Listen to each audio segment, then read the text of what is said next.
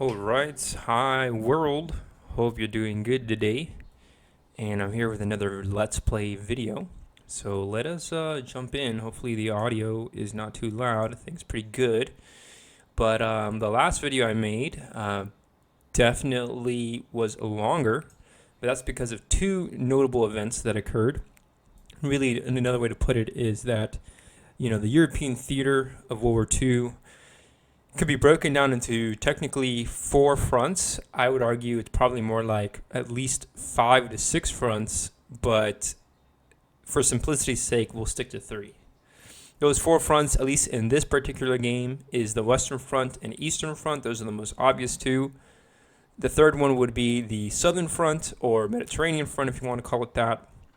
The fourth front, those are the main 3, I think, but the fourth front would include Scandinavia. Although I would consider Scandinavia simply part of the Western Front for all sakes and purposes, or part of the Eastern Front, respectively. So I would argue that Northern Front is just an extension of the Western and Eastern Fronts, but technically that's 4. And then I said about 5 or 6 fronts altogether. I think the 5th front would actually include the Battle of the Atlantic, which essentially is the entire kind of global logistical setup that some of the major nations had to sustain the war's effort. Germany was somewhat different in that they tried to be, I think the term is an autarky, which essentially is a nation that produces its own resources internally. So because of that, let me just make sure I've actually looked up that term correctly. Autarky here. Yeah, autarky, an economic independent or self-sufficient, at least under the Nazi regime. They really were trying to go for this autarky, and they weren't really all that successful. That's part of the reason why at least the German army was constantly being demotorized throughout the war, or why the Luftwaffe, part of the reason why the Luftwaffe never built heavy engine bombers, etc., etc., etc. There's a lot of examples we can turn to, but essentially the Nazi industrial military complex just didn't have the same potential because it lacked the resources, primarily petroleum. So that was part of the whole autarky thing. But other nations did use a much larger global network of exports and imports, namely the British Empire. Pretty much the entire British Empire is built on that. We also have the United States as another major player in a whole other continent, and yet still able to have a lot of global influence because, again, of this logistical global network. And then the Soviet Union would actually receive a lot of lend-lease throughout the war. So altogether, what you have is I would call the Battle of the Atlantic. Technically, it would involve a few other bodies of water, but really it was the battle for the supply lines. And then the 6th one that I would include would probably be the actual air war. I know that a lot of older, we'll say 20th century, late 20th century World War II books would have entire sections dedicated to the unique air war. And the European theater of operations was unique in that the theory of aerial combat was constantly being experimented with, but World War II really tried to implement, air technology on a grand industrial scale. So we would see these large bombing campaigns.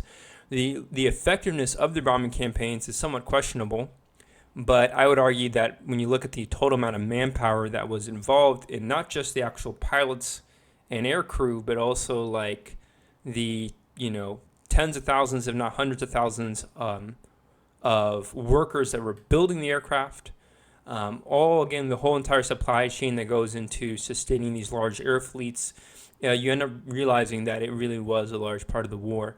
Not to mention that the air war would be responsible for, at the very least, crippling Germany's oil industry in large part, at least by 1944, and ultimately would be what ended the war in the Pacific Theater against Japan. So the air war definitely had a role to play in both in Europe and in other theaters of World War II. But this game had 3 fronts, or 4 technically. And I think the reason why the last turn took so long because all 3 fronts were pretty active on the last turn. While typically, as we've been playing on the Eastern Front with Operation Barbarossa, we've really only been focusing on one front. Now, it is a massive, very wide army front. It's humongous, right? But on the last turn, we also had fighting in North Africa, an effective counteroffensive by the Africa Corps and the supporting Italian units. And then we also saw a British landing in France in 1942. Very interesting. So altogether, all three major fronts were quite active on the last turn. I think that's why it took so long. And I went ahead and hopefully explained, gave you all a little bit of insight to the naval rules. I also gave you a little bit of insight to some of the unique movement rules that apply to the quote-unquote Mediterranean front, but I'll be probably referring to it as the North African campaign more than anything. So with that said, the Soviets also were able to retake Leningrad, or at least reestablish a clear, undisputed rail line from Leningrad all the way to Moscow, and that's going to give the Soviets the production from Leningrad, 6 production points, which is pretty substantial. So now we're in the month of March. I'm going to switch over to the Axis, and we're going to go ahead and just start the production for March. But this turn for the Eastern Front, you'll see here, is a dice roll of either mud or snow. And so, the spring thaw is coming around. Winter is beginning to end. The seasons are beginning to change. The weather's beginning to warm up. So we may have the mud thaw. We're guaranteed to have a mud thaw in April. The whole month of April is just pure mud. But we'll see, depending on the dice rolls, if we get any mud turns. So, in other words, we may see a few extra Soviet attacks for the winter campaign, or we may see the campaign come to a close by March. As far as the weather on the Western Front, we are already in March. The weather is going to be clear from here on out. So, I'm going to start the log file without further ado. It's going to be 300 because we're doing the production for March. And we'll start with the Axis production because I'm presuming that the Soviets still have the strategic initiative on the Eastern Front. So I think I'll start with the Mediterranean Front production for the Axis. I think we had a few productions saved over from the last turn. Yep, we have 18 production points from last turn. I get to roll 4 dice because the Germans have 20 production points for the Mediterranean Front. Each dice roll is basically represented by 5 production points and their corresponding, what would it be? Supply interdiction rules. Basically, the Allied ability to intercept those supply routes, most likely from Malta, but it could be anything from any kind of anti-shipping operations that the British had. I think the primary one was using anti-shipping aircraft from Malta, but they had several destroyers and they had intercepting convoys and so on, while the Axis primarily used their U-boats. So we're going to roll the 4 dice. So it looks like we get 9 plus 2 is 11. So 11 plus 18 is 29 production points for the Mediterranean Front, aka North Africa. That's going to be a pretty handsome chunk of production points. The first thing I'm going to do is I go to my player aid. I'm going to look at the extreme costs for the Mediterranean Front, right? The extreme costs are the Mediterranean Front cost or Northern Front costs. And I'm going to look at how much the infantry costs to build up. And the cadre costs 12 production points. And I'm going to go ahead and rebuild the Italian 10th Army, which was destroyed at Tobruk. Here's a dead pile, and you can see the British lost 4 units, 4 corps basically, the equivalent of probably around 10 British divisions, I believe. I have to double check my sources on that. But we're not focusing on the British, we're focusing on the Axis, a few other lost Axis units. Go ahead and rebuild this Italian unit. The reason why I'm going to build this Italian unit is although it's slow, although it's not the most effective unit, it is the most cost effective. And so one of my sort of tactical strategies is to basically make sure that the infantry sustain greater losses. Now, I don't always do that, but that's what I normally do. And I think there's some cost advantages for doing that. And so, we're going to go ahead and invest on this Italian army.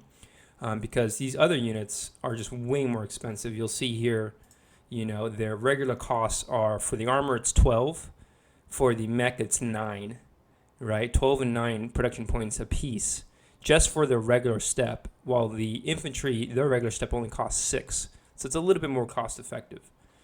So I'm going to go ahead and build that. So we said 29. 29 minus 12 is going to bring us down to 17 production points. I don't have a lot more to build with 17. I really actually don't have a whole lot. So I got to figure out what I want to spend. So I said 29, right? I actually may change that. I may go ahead and forego the building of this unit. And instead, I may just focus on trying to rebuild these other combat units. It's hard to say. I think another good investment would build the Africa Corps, right? Oops, I don't want to hide it. I want to build it up. Now, it is next to Benghazi, so it still only costs 10 production points. But as soon as it leaves the vicinity of Benghazi, and let's say I try to use it to attack Tobruk, the problem I'm going to have is that it's going to be less cost effective. So it's going to cost, with road supply, 20 production points. So it's best that I leave it in Benghazi and maybe build up to full strength before I launch any assault on Tobruk. So I've already spent, let's see, that's 12 plus 10, that's 22. I only have 7 production points left. And with those 7, I mean, what would I actually want to buy? And it's hard to say. It's hard to say what I would actually want to buy. So I'm thinking, maybe I cancel this Italian unit, and then I could try to focus on building these other units, perhaps. That's one option. I could try to build up this weaker militia unit. That could be another valid option as well. There's a number of options, right? But of course, we just want to find some sort of formula or something that would actually work. So with 7 production points, I can't even build up this Italian unit, which is a bummer. So yeah, I don't know what to build with the 7 production points that I have left over. Maybe I cancel this unit here. Maybe I decide to not attack Tobruk for a while longer. Maybe I decide to hold off on attacking Tobruk. So that's going to actually bring me back up to, 17 production points. And then with those 17, I mean, I can build up these 2 mech units. Each of them costs 9 apiece. This militia unit costs 4 production points. So, yeah, with 17 production points, what do I actually want to build up? I'm not really sure, because again, I just want to be as cost effective as I possibly can. I'm even tempted to actually pass on the production sequence altogether and just focus on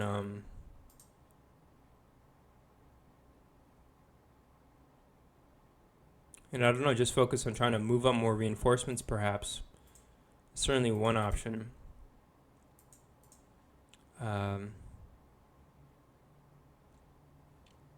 So again, it's a slightly harder puzzle than I had thought.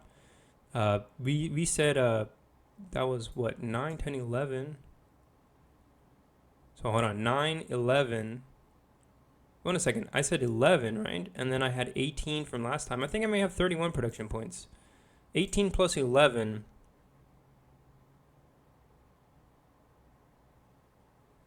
is 29. No, I did my math right. So yeah, 17, 7, and then with 7, I mean, I can't even build up any of these units, right?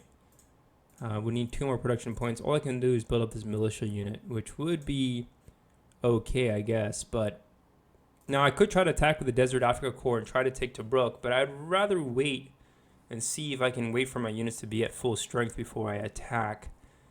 I think that would be the better option, quite frankly. So I'm already in a bit of a puzzle. I think we'll just go ahead and build this militia unit up. So in total, I've spent, let's see, here is 12 plus 10 is 22. 22 plus 4 is 26. I spent 26 production points. I have 3 remaining, but I'm just going to go ahead and throw them out. because I mean, yeah, that's as good as it's gonna get, I think. We'll go ahead and focus on the Africa core instead, because I want to take Tobruk as soon as possible. So yeah, that's what we're gonna have. Not the best production sequence in my opinion, but it'll do. We can now focus on the Western Front production, and the production there is much stronger. I'm gonna have 54 production this time around, because I've been getting 27 per month, right? But then I decided to forego the last month, so now it's gonna be doubled. Now I'm gonna have 54 production for this month on the Western Front, which is an impressive amount.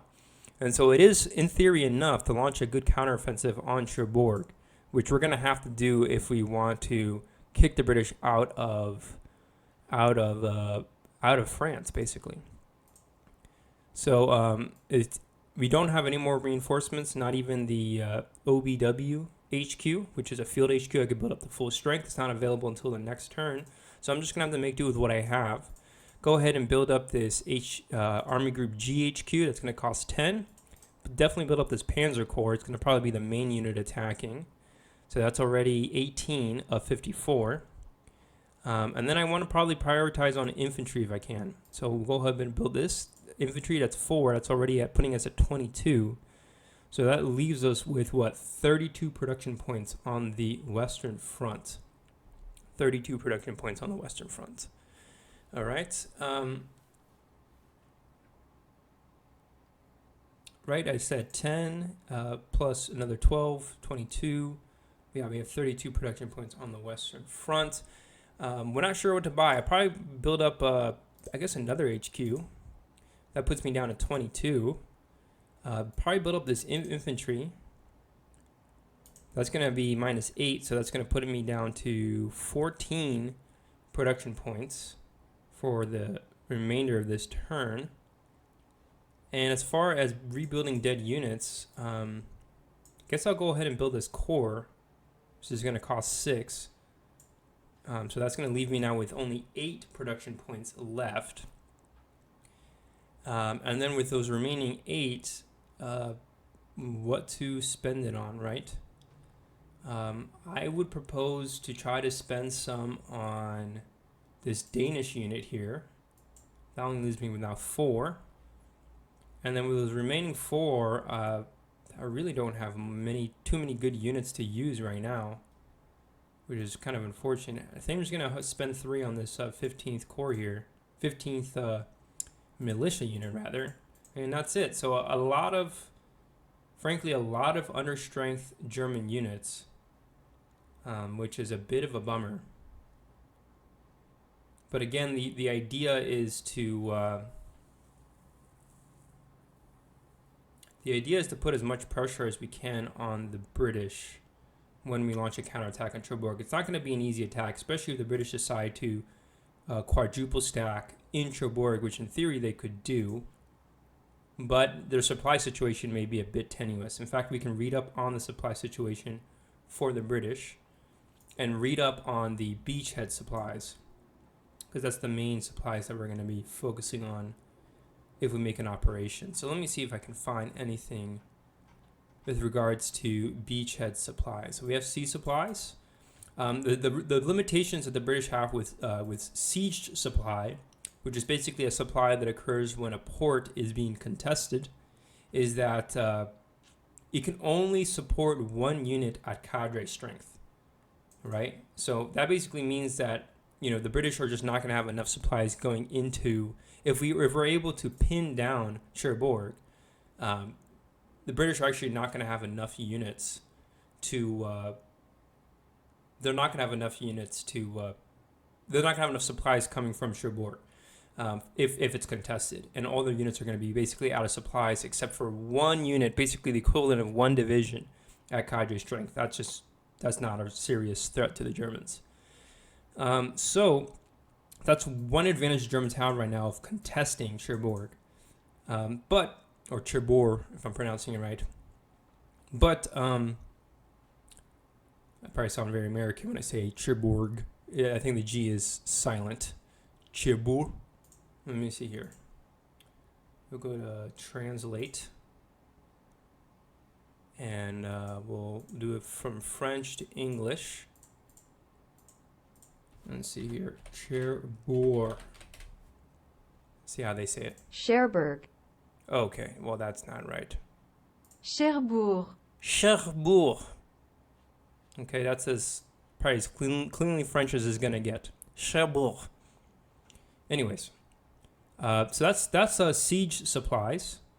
Right now, sea supply is what they have because the port isn't contested. But what about beachhead supplies? Because in theory, the British could build up a beachhead and place that beachhead marker over there, because I think they tackled the 1st British Infantry Corps. Here it is.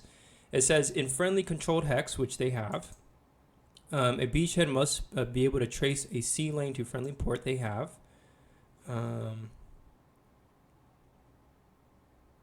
It says, unengaged beachheads function as temporary minor ports. So, for all sakes and purposes, they're good on supplies. But what about not sea supply interdiction, beachhead disruption? Beachheads dependent on sea supply passing through enemy controlled seas are subject to sea interdiction. That's not what we're looking for.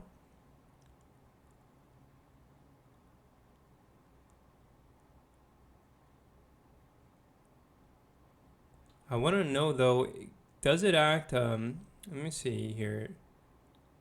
Beachheads, so it said mulberries. It says unengaged beachheads function as temporary minor ports for sea movement. But what about sea supplies? Sea interdiction? Nope. Beachhead supplies. Beachheads act as a supply source for friendly units in their own hex, even the hex is embattled or enemy controlled. Okay. So I'm pretty sure the British can supply all their units. In friendly controlled hexes, beachheads act as a supply source. Yep. Beachhead disruption. Nope. Mulberries. So I'm pretty sure that's just a rule. If the British establish a beachhead, they basically have unlimited supplies. Pretty sure that's what it is. Unless there's something else I'm missing on the sea supply, on the supply rules just in general. So let's see if I can find those. That's production, fortress supply, siege supply, supply lines. So this is all the other types of supplies. I'm pretty certain though, supply origin, I'm pretty certain that I read somewhere that talked about, I guess depending on whether, oh, here it is. Talks about siege supply. Oh, okay, so maybe the rules I'm thinking of applied to siege supply. But it says if there's friendly naval supremacy, siege supply can supply 1 unit of any combat value. Now, if the Allies have friendly naval and air supremacy, siege supply can supply any number of units. Engaged ports serve as rail sea supply sources to which units can trace supply lines. So basically, the Allies gain. It's going to be really for the rule for the Allies, since they're the ones likely to gain naval supremacy and air supremacy. This happens later on in the war, but basically the Allies can supply as many units from any port as they need. But for now, with the current situation, if we go back to the sea rules and we read up on beachhead supplies, I guess the British can just supply as many units as they want if they establish a beachhead. So that's kind of an inconvenience, I'm going to say, for the Axis.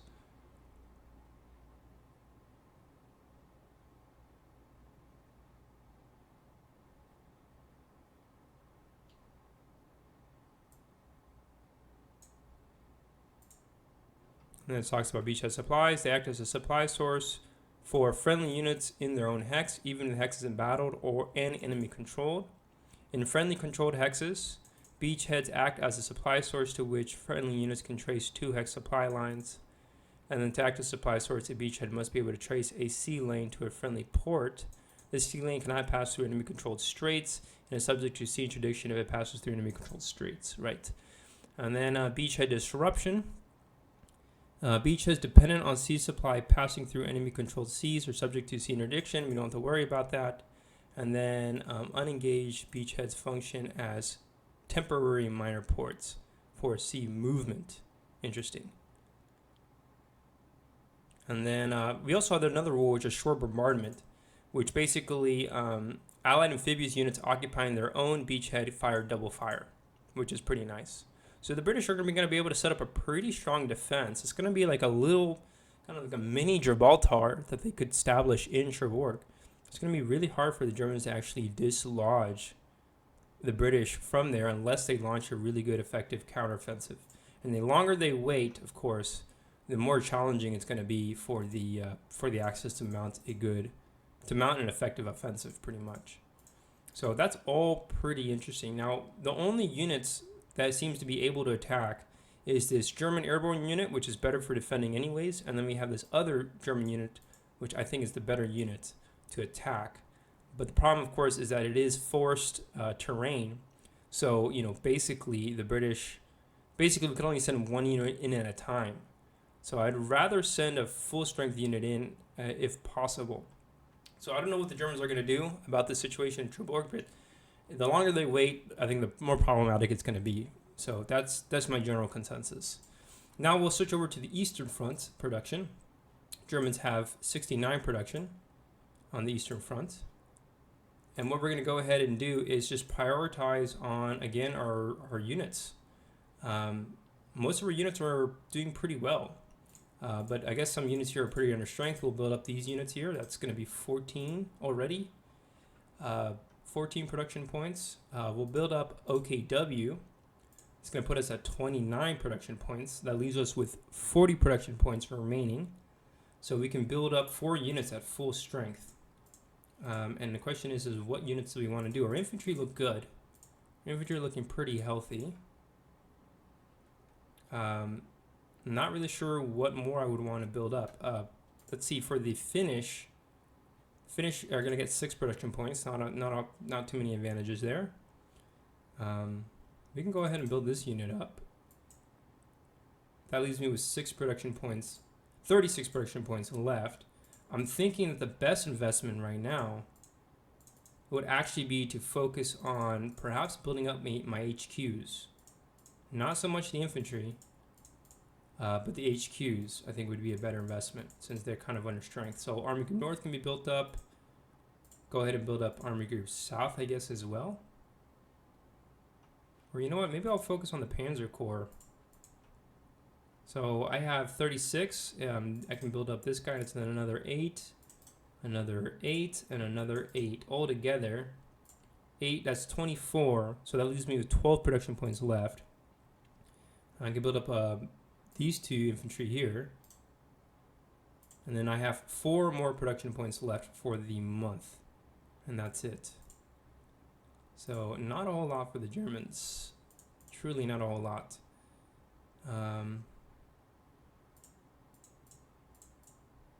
But other than that, all the German units, all the ground forces are looking pretty strong on the Eastern Front. I think it's time that we actually start focusing on, I guess we'll build this guy up here. Start focusing on the HQs, right? Those are the next things that we need to build up. And then I think we'll be ready to launch a pretty strong offensive on the Eastern Front, because that's really our best chance for the Axis to achieve any success right now. We're going to go ahead and switch over to the Allied production. We'll start with the British first. And so we'll see here the British, yes, they lost heavy defeat in North Africa, but their defense still looks pretty good. I mean, Tobruk is looking pretty strong. But let me see. I'm trying to focus on British production. They didn't transfer any production over, it looks like. So what I'm going to do is I'm going to go ahead and roll the dice. They get 5 dice rolls. And nice dice rolls. That's 12, 17, 21 dice rolls all together. And the question is what do we want to build up? We probably want to build up any units that we've lost. And so I think the first thing I would want to build up is any of these destroyed units.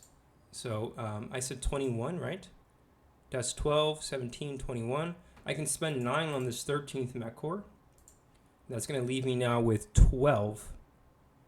Right, 21 minus 9 is, I believe, 12. I did my math right. And then I'll go ahead and build up this Anzac group again, place it in Alexandria there. And then that's going to be another 12. So altogether, that's all the British can afford. They're just rebuilding up their units. On the Western Front, the British production is, 17. I think the British should definitely build up this HQ at Portsmouth, definitely. So that's going to cost 10. That's really all the British can afford, frankly, which is a bit of a problem because we could use more units. And actually come to think of it, the British don't have their beachhead marker prepared. So even though the British definitely made a gain in Cherbourg, their situation is a bit vulnerable. If the Germans do decide to attack right now, we actually wouldn't be able to supply our forces. So I think it's important to just be aware of that fundamental problem. So what I'm going to do for the British is I'm actually going to go ahead and pass on the production for the British. And we're going to switch over to April. We're going to give them 17. So that next turn they have 34 so that they are able to build up their beachhead. Okay? But yeah, the situation for the British is not as ideal as you would think.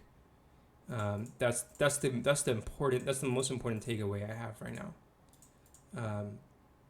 But we want to be able to have 20 to build up this beachhead marker. So either that, or we try to secure another port, or maybe we try to break out of Cherbourg. Maybe that's the better option for the British, is to try to fortify Saint Lo, and so that if they can fortify Saint Lo, they'll have an easier time with their supply lines coming from Cherbourg. But the problem, of course, by moving up to Saint Lo is that you've now encroached more into German territory, and we're going to be more vulnerable to a German counteroffensive. So that's something to be aware of.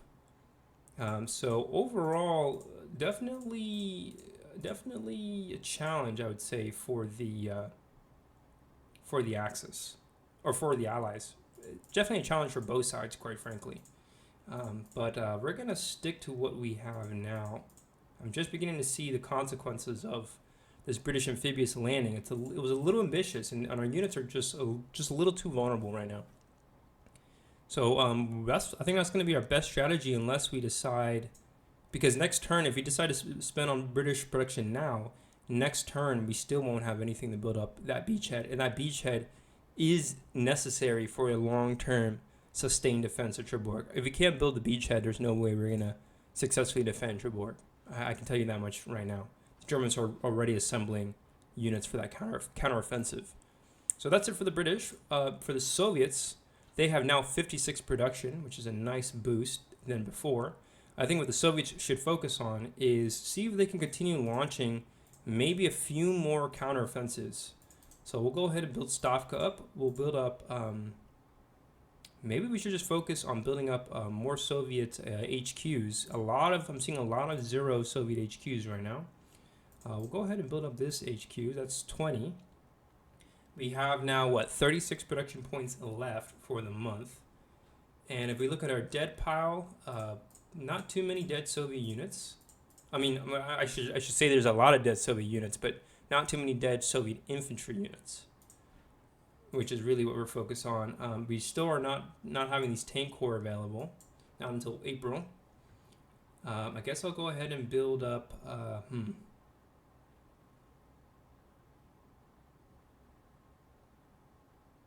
I don't know if we want to continue launching offensives in Novgorod. I don't think there's any real need to right now, because the main strategy right now is to basically defend... the main strategy right now, I think, is to basically defend Leningrad, right? We don't need to attack anymore in Leningrad. As long as we're getting the production in Leningrad, that's fine by me. What I will do, though, is I will build up this unit in Soroka. Now, typically, you can't build units up to full strength that are in contested hexes, but technically, this is not a hex. This is an area. This is an off-map area, and there are rules pertaining to those off-map areas. And so what I'm going to point out is, if we go here, there's another section of rulebook that talks about those off-map areas, right? And let's see if we can find that. Sea power... I'm not exactly sure where it is. Maybe after these nations, minor powers, talks about the fronts. Ed front, northern front, scenarios. No, I missed it. So let's go back to the table of contents, and I'm looking for a section on the off map. Yeah, here we go. Map edge areas, page 47. Okay, and so you'll see here for area command, it talks about a few movements, but we're focusing on area production. And it says engage unit rebuilding. You're allowed to build units in engaged areas because technically these areas, each of these areas is like about 5 hexes in scale. So they're meant to be way bigger than typical areas. So that's why the distances are so big. But it even talks about that. Tells you about the 2 different types of areas. So you've got districts and you got regions. The districts are these little circles that you see here, and the regions are the larger squares.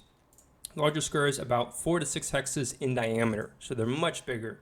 The districts are about 2 hexes in diameter, and so because it's a bigger area, it makes sense that you're able to build up more units, but you're building them using double normal costs.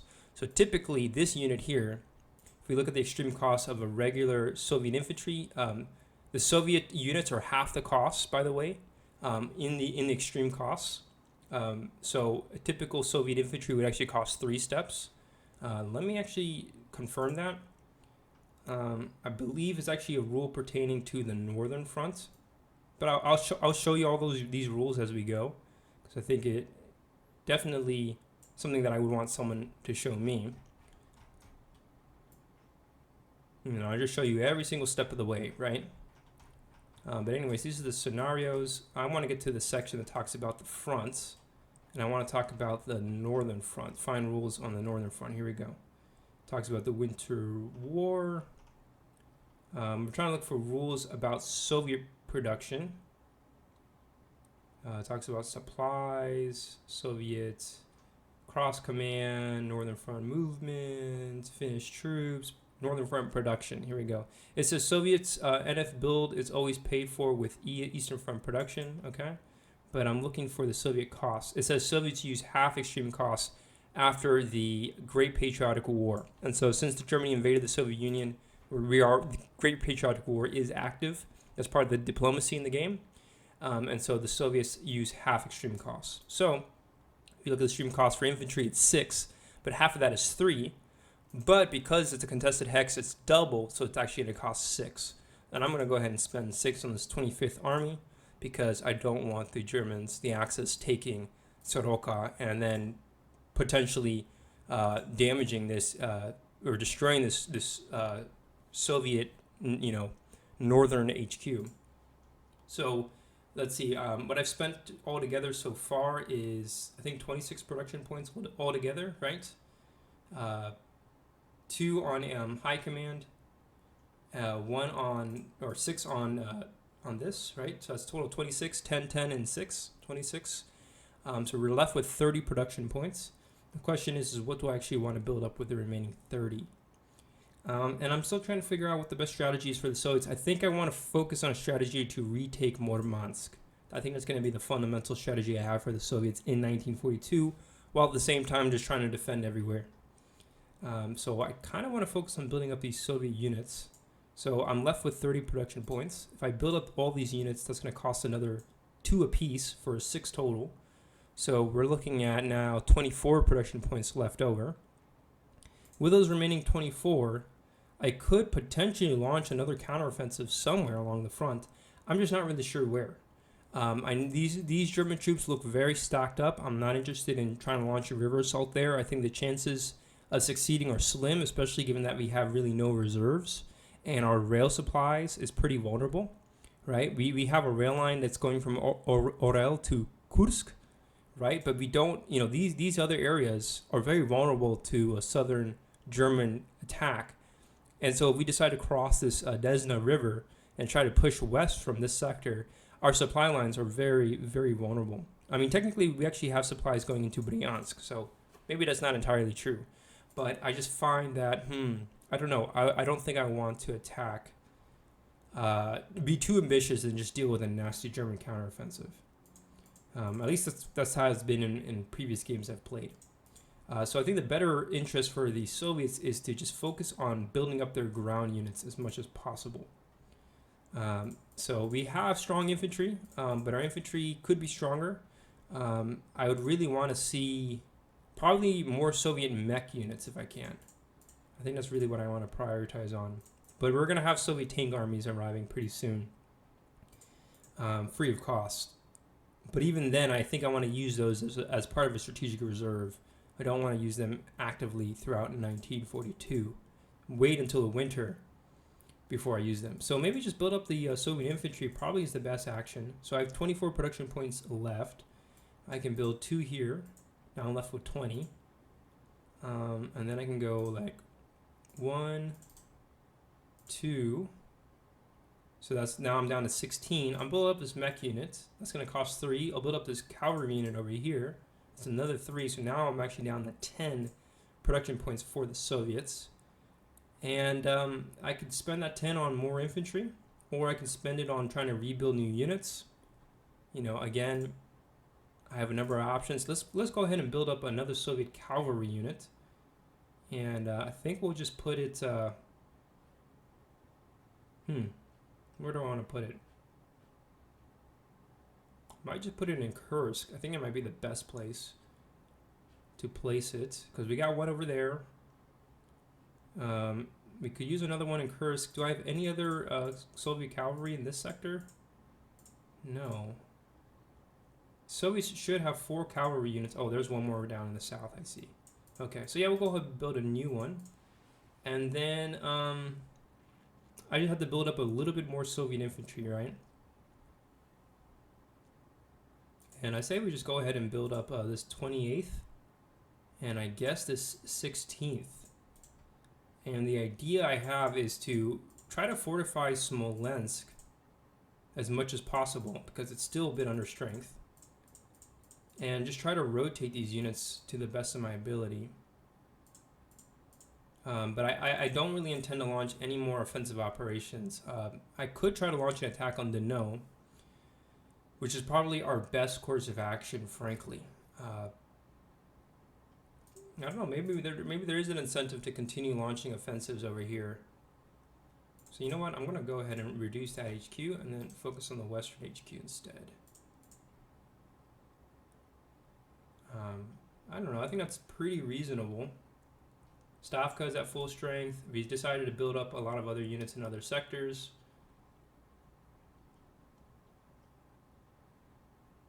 But I could also have built up this Soviet shock army, try to give it definitely a little boost there in combat power. Maybe I should do that instead,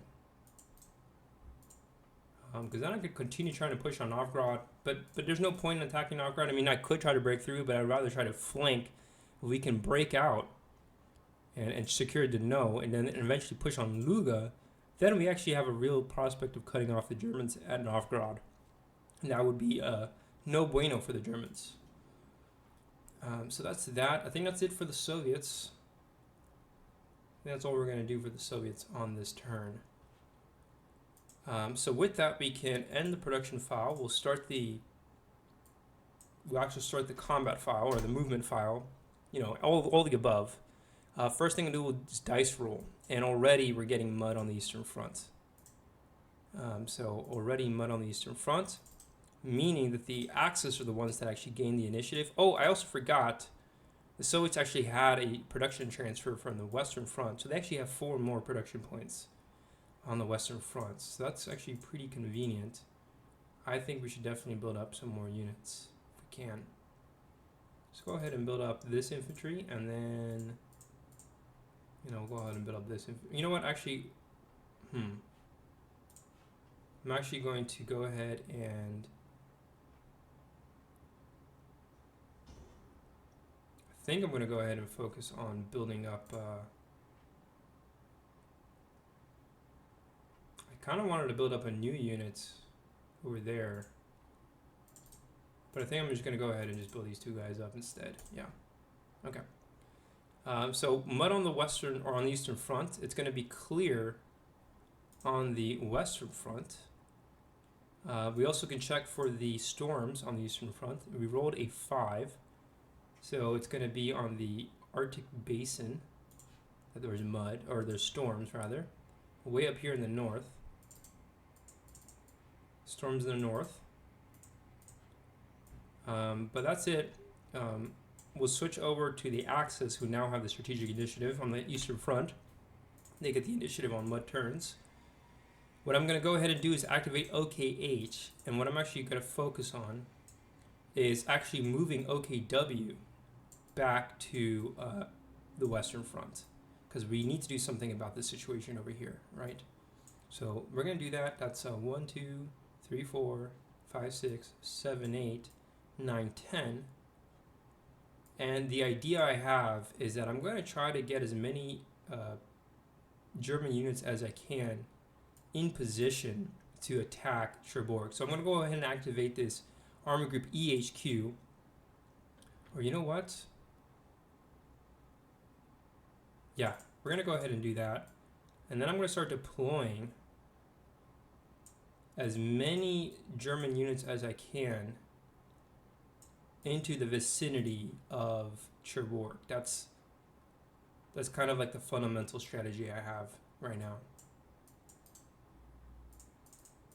We'll move that guy up to the north, actually. And yeah, this movement seems pretty reasonable.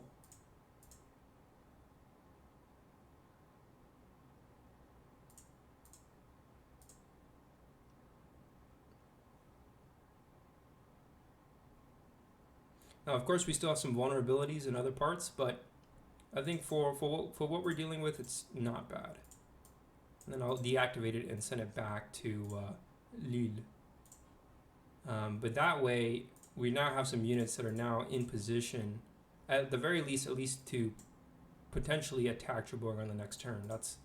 That is the main idea. And in hindsight, I probably should have built up this airborne unit at full strength and had it attack, even though it's better for defense. But a lesson learned.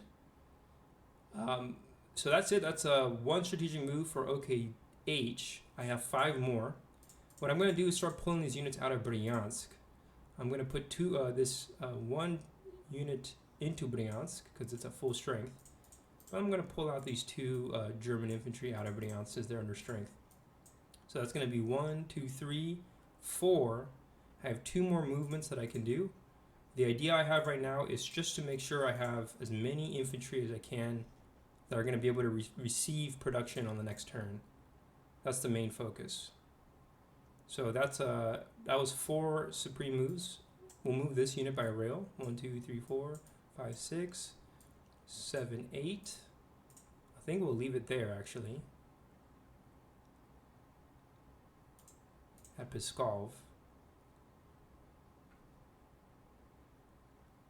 So that's 1, 2, 3, 4, 5. I have 1 more move I can do with OKH, and I'm thinking the best one is possibly to focus on some sort of counteroffensive to take Leningrad. I mean, if I still want to secure Leningrad in 1942, that's definitely a very viable strategy, or at least cut it off. It would definitely deny the Soviets some production. We'll see. I'm not sure if I want to take Leningrad or not. I can continue sieging it, of course, but I think eventually it would be in our interest to take Leningrad at some point in the war, sooner rather than later. But I have 1 more strategic move that I can do, and I'm just not really sure what move I would want that to be. Ideally, I could pull out this infantry out of Mogilev, or Mariupol rather, but then it's going to be, our defenses there look a little too weak, if you ask me. So I think what I'm going to do instead is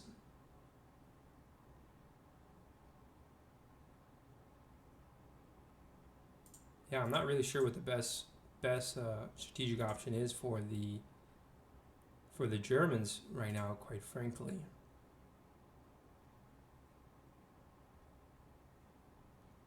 Maybe it would be to move a Panzer Corps to the north, or maybe I move an HQ to the north. If I decide to move an HQ to the north, then I clearly am focusing on a counteroffensive to the north, right? So that's certainly one option. And another option would be to just hold out for a little longer, try to figure out what other options I have available that are somewhat more effective. But I only have one supreme move left right now. Only have one supreme move left. I think, and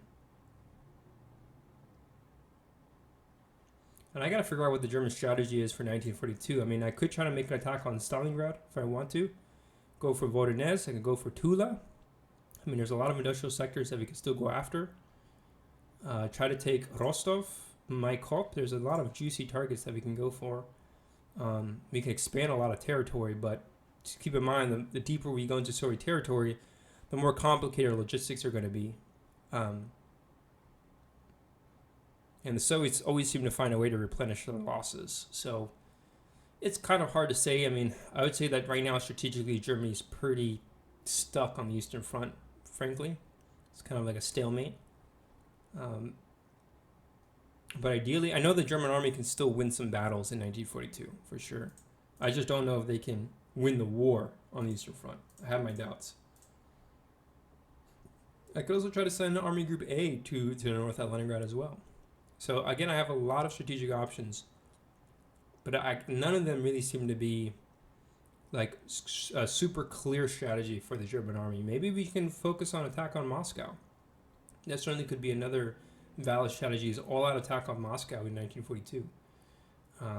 Because we have the Ukraine pretty locked down for now.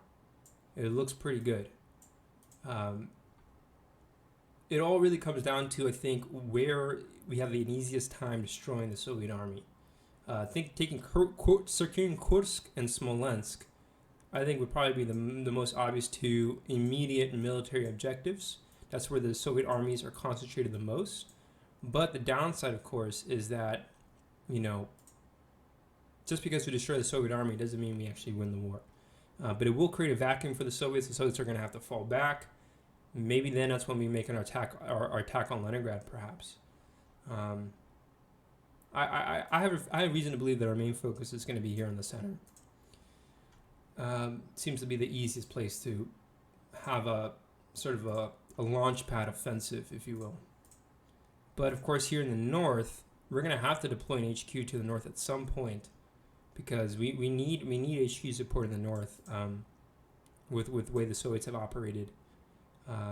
So yeah, all definitely somewhat challenging to deduce. But I have one more supreme move on the Eastern Front, and I can tell you now, there's not a single move that comes to mind to me that seems super obvious for the Axis. Maybe I can move I can move the Finnish army unit if I want. Maybe I can get the Finnish to attack from the north. That's certainly another possibility. I mean, I don't know. There's not much Finnish can do, frankly.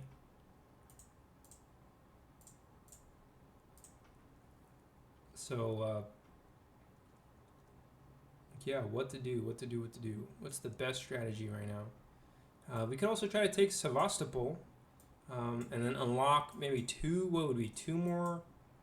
3 more Axis units. It's not worth it to me to go for Sevastopol.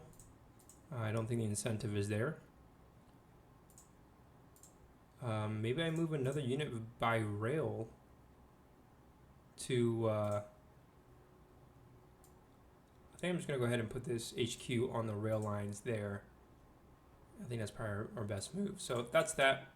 That's OKH's moves. And we finished the Western Front moves as well. Any Mediterranean Front moves that we want to do with the Axis? Not particularly, no. I would rather wait for the Africa Corps to be at full strength HQ-wise before we launch an attack on Tobruk. But, we could, in theory, try to get some militia units to attack Tobruk at some point. Maybe we can just siege Tobruk, and then I can just launch a flanking attack around it. That might be a better move. But that won't happen until we actually use OKW to do some sort of cross command in the Mediterranean front, which we can do. So that's it for the Axis. we're going to switch over to the Allied side now. See what they have planned out. We'll focus on the British first. I'll go ahead and start with the British first before I forget. Situation for the British is not ideal. We could try to put in another unit in Cherbourg, but our supply situation is extremely tenuous. And that's the underlying problem I see with the British right now, is that both our HQs are under strength. I could try to reinforce with another unit into Cherbourg. Maybe this Canadian mech unit would be really nice to fortify. But the fundamental problem I see with the British is that we just don't have enough units to do any substantial effective attacks or anything like that. So kind of a messy situation for the British. I think the British are just going to pass. And we don't really have too many supreme moves available for the British.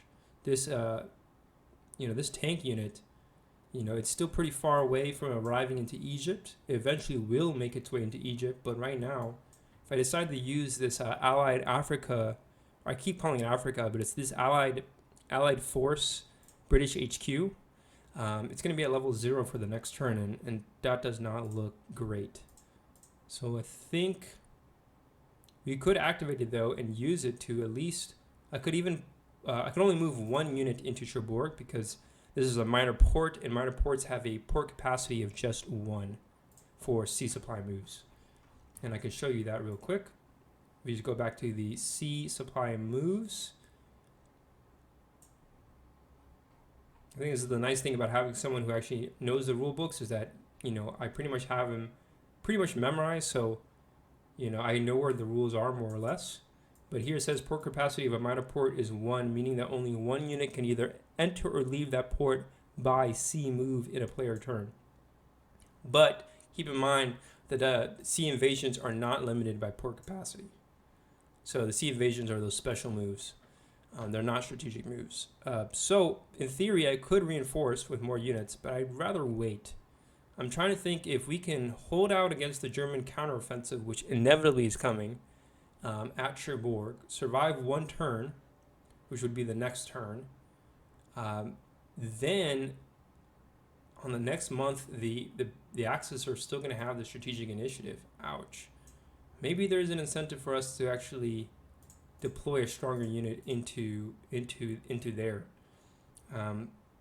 This mech unit may be the only thing that can actually withstand the German attacks, for all I know, especially if we're dealing with some major supply problems.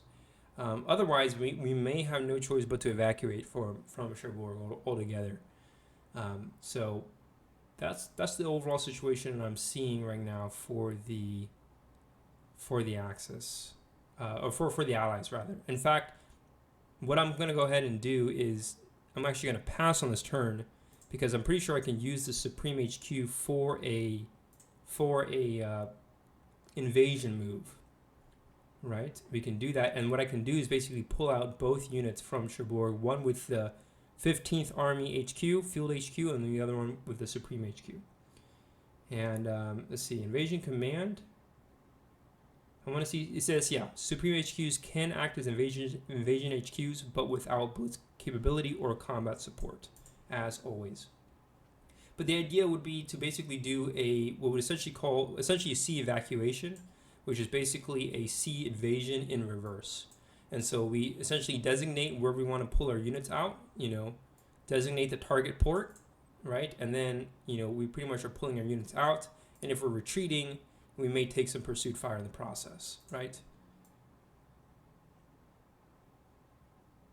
And then it says only 1 unit can be evacuated from a battle hex per movement phase. Oof. So that's actually a problem. That means we can only pull out 1 unit at a time if we do decide to evacuate.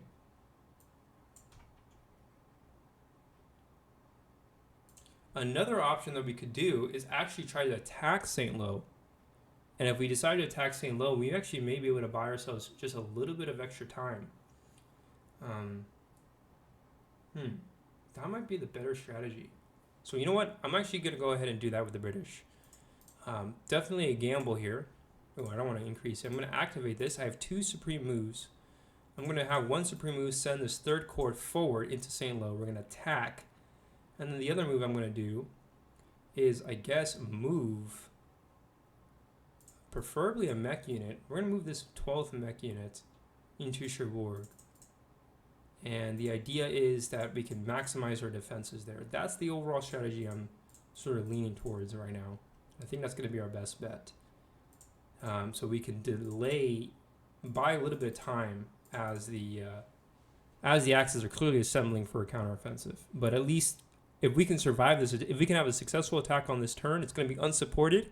As long as we can survive the defenders' dice rolls, then the Axis are going to have to deal with St. Lo, and they only are going to be able to take Cherbourg if they choose the blitz, which I don't think they can do.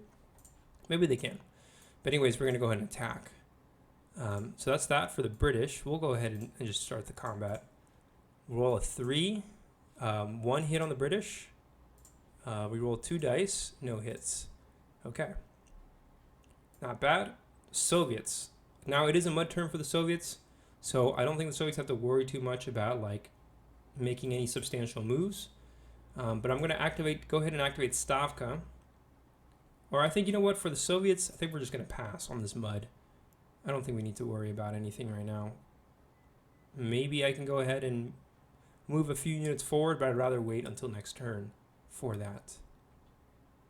In fact, actually, no, we'll go ahead and activate...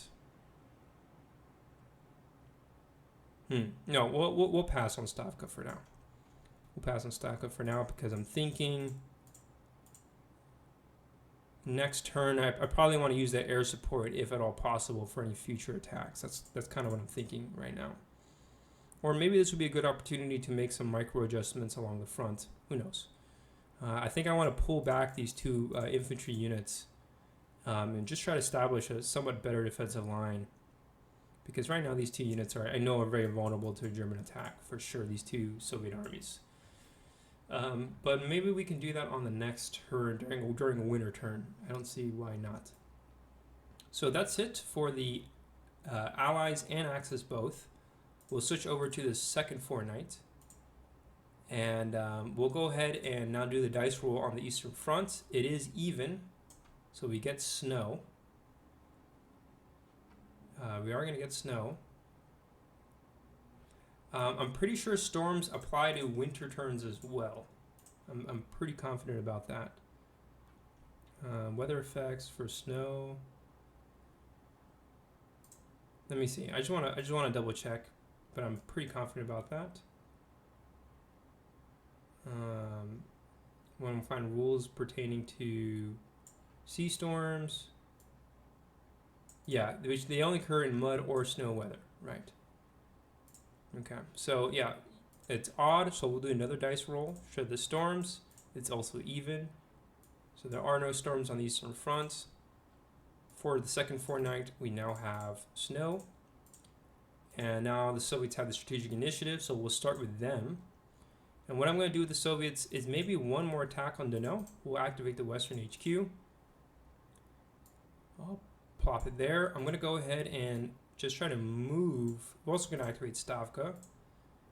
And I'm going to just try to move up some units here and there.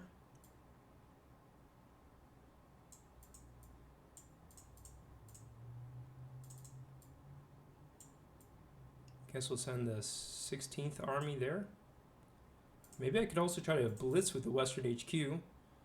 Try one last blitz. You know what the heck, we're going to yellow it. I'm going to try another blitz with the Soviets. See if we can maybe possibly achieve one last winter victory on this front. And then we're going to pull out this armored unit as well.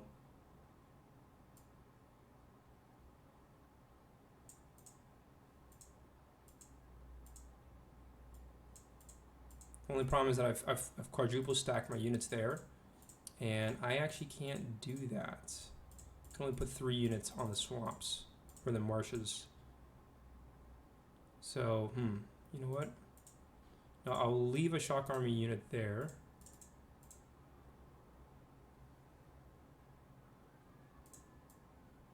Oh, you know what? Hold on. I'm gonna go ahead and pull out this armored unit. We can go ahead and send this cavalry unit like so into there. Armor unit can stay there. And this shock unit will go... I guess what we'll do is send it into there. Yeah.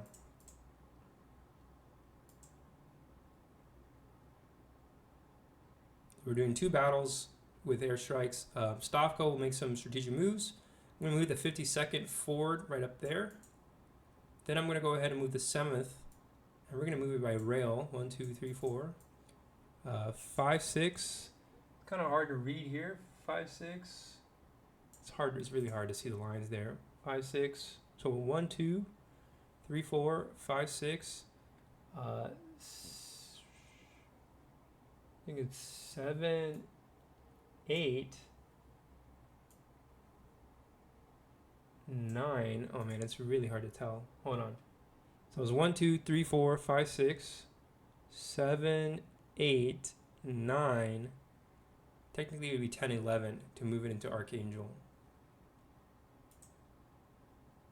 Guess I'll do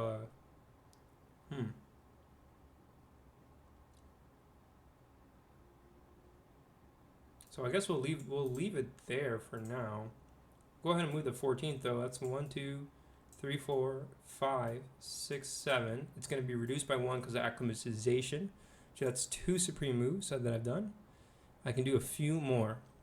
2 supreme moves, right? Let's move a few more units. I guess we'll go ahead and pull back these guys. 1.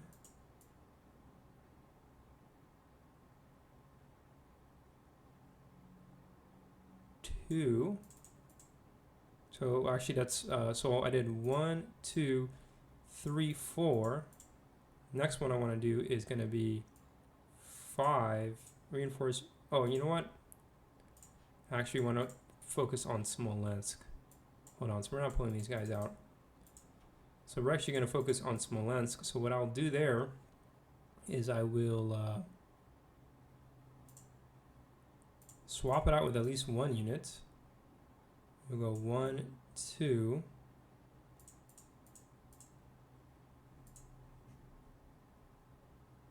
I think we're going to pull this guy out. 3, 4, 5. I got 1 more move that I can do. We'll pull out this cavalry unit over.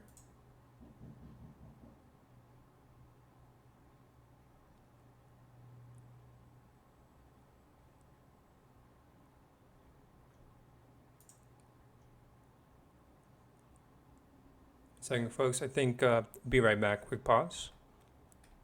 All right, and I'm back, folks. So we did how many supreme moves? 1, 2,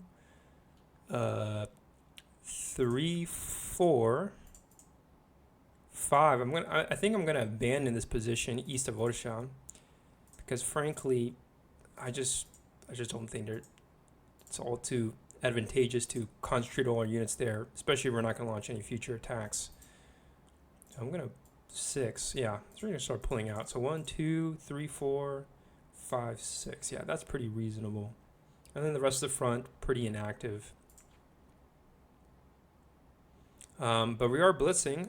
So we have a range of 6 for the air support for Stavka. 1, 2, 3, 4, 5, 6. And then we have another one. 1, 2, 3, 4, 5, 6.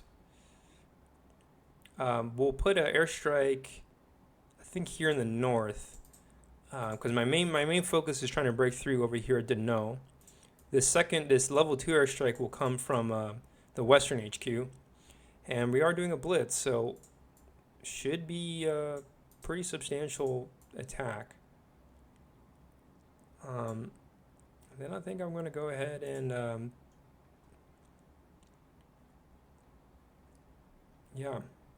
Another move I really want to do is redeploy my HQ. I want to have an HQ in the south somewhere by the time the summer offensives come around. But we'll focus on the north, just keep attacking, put the pressure on the Germans. The British, well, technically we actually have to do the Axis first on the Western Front. So let's see these battles, see how good the Axis can do. Airstrike is 2. No hits. Defenders roll. no hits either. Shock armies get to roll with double fires. Nice. They scored 3 hits, but double defense, so it's only going to be 1 hit. All right, so I mean the Soviets did make some ground at Novgorod, and then the main battle we have is this battle here to know. We do have an armored corps, right? Actually, no. On this first wave of attacks, we have no armor. It's just cavalry and infantry against the German defense, which includes the Panzer Corps. The airstrikes, no hits. The Panzer Corps roll, followed by the infantry. Germans score 3 hits. Pretty good German defense. Now all the Soviet troops are at level 2. All but 1. And all the Soviet dice rolls are single fire. I count 9 dice altogether, so we'll do 3, 2, 2, 2. But they also score 3 hits. Touché. And now the Germans are at their breaking point at Dinant as well. So it looks like the Soviet attack paid off. We're now going to do the blitz phase. What I'm going to do is I'm going to go ahead and send this armored corps into Dinant. And then I'm going to go ahead and pull out, I think I'm going to pull out one of the infantry. We'll leave the cavalry behind. And then I think I'm also going to go ahead and maybe pull out this shock army, although I'm pretty sure next turn, next turn there is no mud. So this is the last wave of combat. So I don't really need to really focus too much on pulling out any more Soviet units in the sector.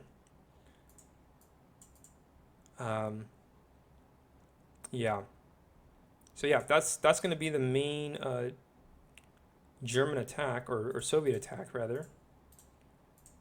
And deactivate the Stavka HQ. So we'll put an airstrike of 1 on Dinant.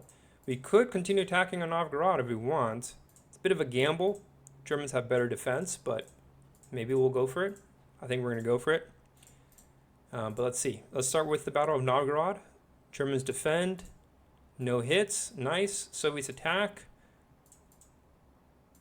No hits neither. They scored 1 hit with the shock armies, but the infantry rolled a 5, and they only have single fire. So neither side scored a hit in Novgorod, but now we've got the main battle to know. We may have the opportunity here to destroy another 2 German corps, and that's going to be real bad for the Germans. Airstrike, no hits. Panzer Corps, ooh, they score 2 hits. Infantry score another 2 hits.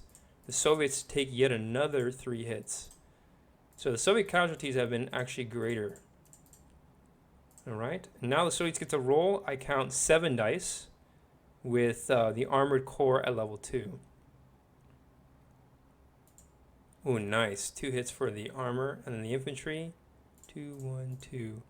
Okay, so the Soviets scored 3 hits as well. Touché. So both sides have suffered equal losses. The Germans end up losing yet another corps. So equal exchange of casualties, and keep in mind the Soviet units are less expensive. So that's a pretty notable, I would call it a, technically it'd be like an operational win, but for the scaling of this game, this was a nice tactical win for the Soviets, although I would actually say it's a nice operational win. They haven't had any hasn't strategically really shifted the conflict in any notable way, but because the Germans still controlled the no, but they're at their breaking point. So again, the Soviets have had some near close breakthroughs throughout the winter campaign. Pretty good. All right, we're going to switch back to now the Axis. Okay, OKH, even though we activated on last turn, I'm going to have to activate it on this turn because I'm going to have to bring in reinforcements. Not want to, but really have to bring in some notable German reinforcements into the sector because we're losing units left and right. So I'm going to go ahead and I don't even know if I want to pull my units out. I don't really have too many strong units to reinforce in. I think I'm just going to go ahead and send 1 German unit forward because I know the next turn is going to be mud. So the Soviet progress is going to be a lot more limited. So that's 1 strategic move. We'll move the 54th Corps to Luga. That's 2. And then I got 2 more moves I can do. Let's go ahead and reinforce with Army Group North. And then I'm going to go ahead and send a... we're going to go ahead and send, I think, at least another Panzer Corps over. In fact, no, we can leave the 54th there. and then we're going to try to reinforce with a couple more units. I think the best units to move would be Army Group North HQ. So we'll go this way. 1, 2, 3, 4, 5, 6, 7, 8. That's 2 strategic moves. I got 2 more. I think the best 2 would be to move probably this mech unit. So this is the best at defending. 1, 2, 3, 4, 5, 6. Move it to Luga. And then also move a Panzer Corps. We're going to move a full strength Panzer Corps over 1, 2, 3, 4, 5, 6. Actually, you know what? I'm actually going to go ahead and move another Panzer Corps over. 1, 2, 3, 4, 5, 6. How about that? How about them apples? So we did 1, 2, 3, 4. So we now have 2 Panzer Corps in the sector. They should be strong enough for an effective German counteroffensive, which is really what I want to see. And so there has been some slight strategic shift. The notable one is that our assembly of units here in the central front, we've just transferred over another Panzer army to the north. And so we still have, I believe, 1 more Panzer army here. But, you know, we just have 1 less Panzer army to use if we want to attack Smolensk and Bryansk both. But that's it for OKH. No other HQs need to be activated for the Eastern Front. Now for the Western Front, let's activate OKW. And I'm actually going to launch a counterattack at St. Lo. So kind of a very early Operation Overlord of sorts. And now the Germans, I have this Army Group G HQ. And what I intend to use this HQ for is I'm going to use it to pretty much launch a counteroffensive against the British in St. Lo. So we're going to send the Panzer Corps forward. Also send this 90th Infantry Corps forward as well. Go ahead and send the 64th. So two of these moves were done by Army Group G. The 64th, though, was a supreme move. That's something to keep in mind. I still have 5 other supreme moves I can do with OKW, which is a lot. Another valuable move would probably be to reinforce the Brest over here, because I don't want to lose that port. So we're going to do that. So that's 1, 2. Move over another German infantry. 3. 1, 2, 3, 4, 5, 6, 7, 8, 9. So some rail moves. I'll indicate these with a rail. Strategic rail. 2 of them. Right, so that's 1, 2, 3. I still have 3 more supreme moves that I can use with OKW. Question is what units would I want to do? I'm not really sure.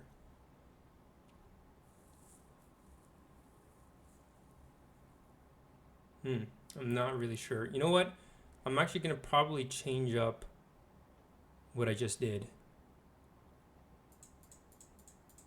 I'm going to change up what I just did.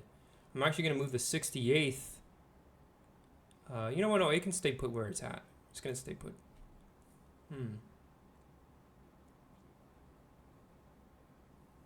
Yeah, I don't know. I'm trying to think like really proactively right now. We're going to go ahead and move in the 68th Fortress Unit instead. 1, 2, 3, 4, 5, 6. Oh man, 7, 8, 9, 10. How about that? So that's 1, 2, 2 moves, 2 supreme moves. 1, 2. What else? Let's see. 1, 2. I think we'll do 3. 1, 2, 3.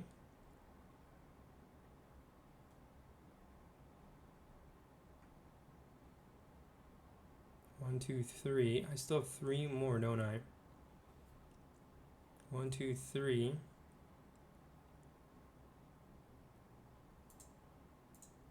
Oh, this guy should be in Paris. 1, 2, 3.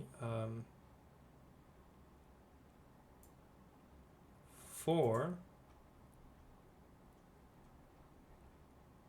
And any other units that I can move? Really, I don't have many. 3, 4. Not too many units that I can move around. Any units that I want to move around the northern front? Not really. 1, 2, 3, 4. So I did 1, 2, 3, 4. Right. I got 2 more moves. 2 more supreme moves. And truth is, I really don't have many other units that I can move around, frankly.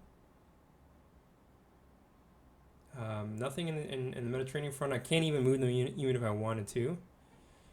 So yeah, we're kind of short on units on the Western front, frankly. Which is kind of a bummer. But we have a nice assembly of German units. They're not the best, but we have numerical superiority, which is important. Fortunately, we cannot blitz on Cherbourg. That's the only That's the only problem that I see right now for the Axis. So we did 1, 2, 3, 4. Any other strategic moves? Are there any? There's got to be at least one more I can do, right? And I can't even tell you what those moves would be. I definitely want to rebuild this fortress unit, and I definitely want to put it up here in Amsterdam if I can. But the lesson learned is that our fortresses are just not strong enough. They need to be at twice their strength. Do I get any more fortresses for the rest of the war? We actually do get one more. No, we get 2 more. Nice. Okay, so yeah, we are getting more fortresses, so not to worry. We can establish a strong Atlantic defense, but I'm just going to have to come up with a better strategy, pretty much. What else? Any other moves? 2 more supreme moves. And I don't want to just like throw them out, right? I'd rather use them. Do I want to move any Italian units, perhaps? I mean, I could possibly consider trying an amphibious invasion from, say, Crete to Egypt. That's certainly one option. But I'm going to have to transfer an HQ over there as well. I just don't have any HQs available. Yeah. I hear a noise. I think it's the wind. Maybe someone's working out there. Anyways. So yeah, what is the best option right now for the Axis? There's literally just no more units to move around.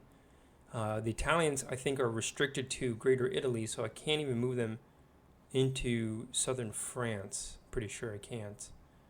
Maybe I can. Let's check those rules up on the rules pertaining to Italy. Soviet Union, France, Britain, Italy. Okay. Unit restriction. Italy.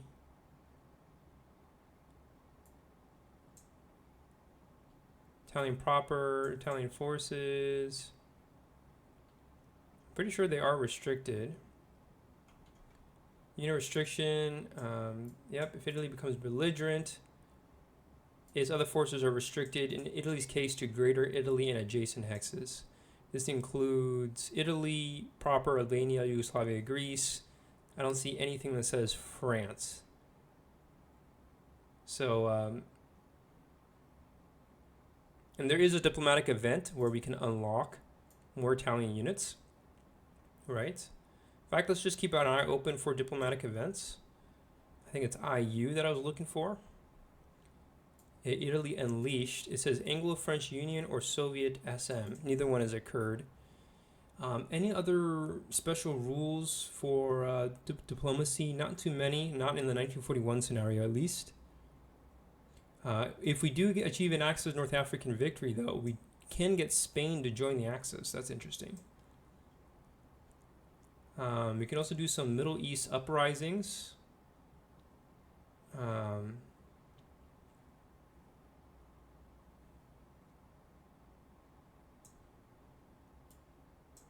Right. We can also do rebellions, pretty much the same thing. We can also get Turkey to cooperate, but that's only if these Middle East uprisings occur, I'm pretty sure, or these mandates. which are basically like these small rebellions in Iraq, Syria, but the units are very under strength. But you know, it may be a nuisance for the British strategically in North Africa. But I think until we take Alexandria, I'm not going to strongly consider these. And then as far as getting Turkey to join the war, I mean, you know, we're going to have to, either get the Soviets to leave the Turkish border. Right now, you can see Soviets have a number of units along the Turkish border. So we'd have to get all these Soviet units to redeploy elsewhere. So that's if we do a case blue, can we possibly get Turkey in the war? And then maybe we can also push with North Africa, go for Alexandria. It's a possibility. It's definitely a possibility. But I'm just not seeing any obvious Axis diplomatic events right now. If we look at the Allies, on the other hand, I know that one's coming up that's really notable. Most of them already occurred in 1939, 1940. But another interesting one is the Second Front, which is imminent, right? And this is going to give the Allies the strategic initiative on the Western Front. So starting in summer 1942. So that's right around the corner. We're a few months away from that. And then also we can gain more production. Basically, these effective blockades and these total blockade, these rules all come into effect if we're able to either achieve naval supremacy and or secure a base in Norway or Denmark. So there's still an incentive to focus on a Norwegian strategy because we do gain more production. And then Sweden can cooperate with the Allies. But that's only if we secure Oslo or Narvik. So we got to invade Norway for that. Finland can join the Allies. And this may happen later on in the war when the Soviets control Mother Russia. Basically when the Soviets kick the Germans out of original Soviet territory. So yeah, not too much going on in the diplomatic side of things, but we do have the Second Front that is imminent. Still, 2 more supreme moves for the Germans, and I don't even want to move any Italian units around, right? So I don't know what would be the best option. I have this 4th Italian, or this 8th Italian Army. In theory, it could operate on the Eastern Front, although I don't think there's a real need for it to do that right now. So I could try to shift some units around over here. I mean, that seems to be the best bet. Try to fortify Greece a little bit, maybe something like that. But that's why I had the mech unit there, so that we don't lose any supplies if the Allies decide. But I think what I'm going to go ahead and do,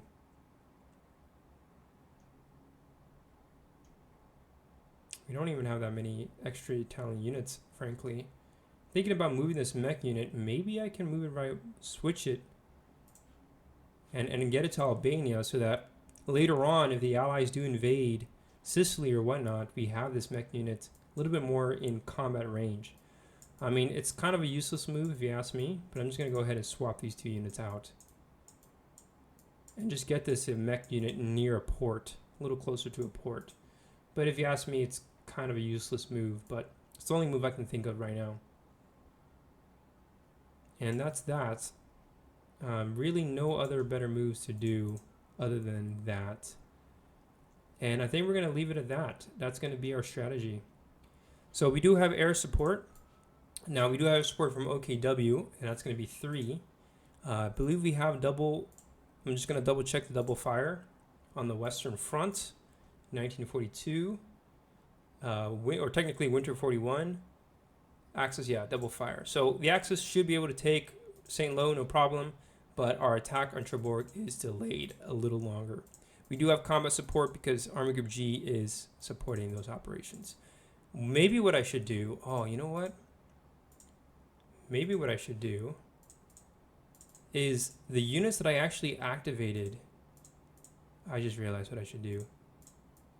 Yes, the units that I actually activated using Army Group G, I think I'm actually better off not activating Army Group G and actually using the remaining 2 supreme moves to move those units into position. How about them apples? Let's do that. So I'm going to cancel this move. that I did. Kind of fruitless move with the Italians. And then I'm going to focus on just doing the 2 remaining supreme moves. So we're going to do unsupported combat here at St. Lo. I wanted to have combat support because I wanted to attack Cherbourg as soon as possible. But I think I'd rather... I don't know. I feel pretty confident that we can destroy this British unit. We're going to score 4 hits, though. You know what? I'm just going to go ahead and do combat support. Forget what I said earlier. And then we'll just forego the 2 supreme moves. Let's just do that. Because I really want to take St. Lo, and I want to attack Cherbourg as soon as possible. I do not want to dilly-dally with that any longer. Maybe what I should do is get this Army Group E to kind of be in range. Be in slightly better range. Yeah, let's do that.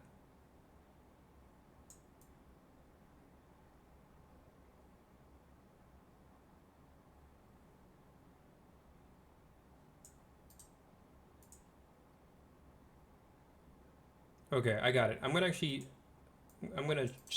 a few things. This 15th Corps is gonna move there. Then I'll do 2 supreme moves, like that. Yeah, that's probably our best option right now. Okay, so yeah, I did do my supreme moves. Let's do the Battle of St. Lo. Airstrike, no hits. Defenders roll 2, no hits. We get 2 dice for double fire. We get scored 1 hit with the Panzer Corps, or the Panzer Corps, and then we have 8 remaining dice for the infantry. Thank goodness. We destroyed the British 3rd Infantry Corps there. Nice. So now the road to Cherbourg is open. Good, good, good. All right. We can deactivate OKW there as well. Okay. So, with that, that's going to sum up the German turn on the Western Front. We're now going to switch over to the British side and see what they can do. Pretty sure the British are going to pass on this turn. There's not much for them to do. We don't really have much in the way of HQs. We really have nothing in as far as HQs. I think the British have no choice but to pass. But the good news is that we can fortify this area, send some reinforcements, and we're going to be able to build up our HQs. And as far as North Africa is concerned, we're looking pretty good. Tobruk has yet to be attacked. I mean, they were attacked, but it was a completely successful defense by the 10th Corps there. And yeah, we still have this British armored unit way out there in South Africa. But it's going to take a while before it can be deployed anywhere. So we're going to pass for the British. So that's going to sum up our turn for March. Another pretty interesting turn. The Soviets have definitely grinded down German strength, but you know, the Soviet HQ strength right now, really bad. But the German losses have been higher. So I would consider it a win for the Soviets. Over here, minor tactical win for the Germans, but a significant one. But it is all of it in response to the British situation in Cherbourg. I think the British, their best bet is to see if they can defend one more turn. But if they can't, the idea is to basically make sure that we can fortify that area as long as possible. So that's the overall strategy we have. I'm going to wrap up this video here, but thank you for tuning in. And I will see y'all in the next video. Thank you for tuning in so much. Peace out.